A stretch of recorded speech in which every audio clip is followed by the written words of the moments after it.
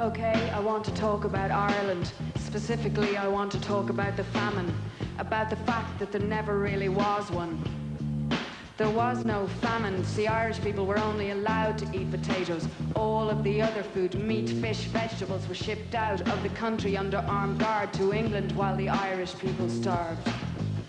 And then, in the middle of all this, they gave us money not to teach our children Irish. And so we lost our history. And this is what I think is still hurting we. You see, we're like a child that's been battered, has to drive itself out of its head because it's frightened, still feels all the painful feelings. But they lose contact with the memory. And this leads to massive self-destruction, alcoholism, drug addiction, all desperate attempts at running.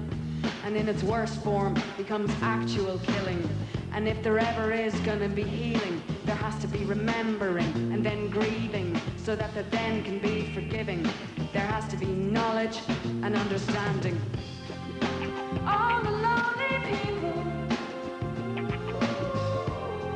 where do they all come from? An American Army regulation says you mustn't kill more than 10% of a nation because to do so causes permanent psychological damage. It's not permanent, but they didn't know that.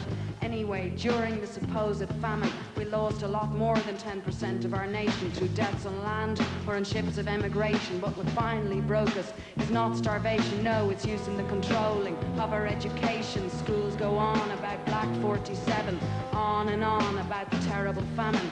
But what they don't say is in truth, there really never was one. All the lonely people, where do they all come from? That, I can tell you in one word. All the lonely people, where do they all belong? So let's take a look, shall we? The highest statistics of child abuse in the EEC, and we say we're a Christian country, but we've lost contact with our history. See, we used to worship God as a mother. We're suffering from post-traumatic stress disorder. Look at all our old men in the pubs. Look at all our young people on drugs. We used to worship God as a mother. Now look at what we're doing to each other. We've even made killers of ourselves, the most childlike, trusting people in the universe. And this is what's wrong with us. Our history books, the parent figures lied to us. I see the Irish as a race like a child that got itself bashed in the face. And if there ever is gonna be healing, there has to be remembering and then grieving so that there then can be forgiving. There has to be knowledge and understanding.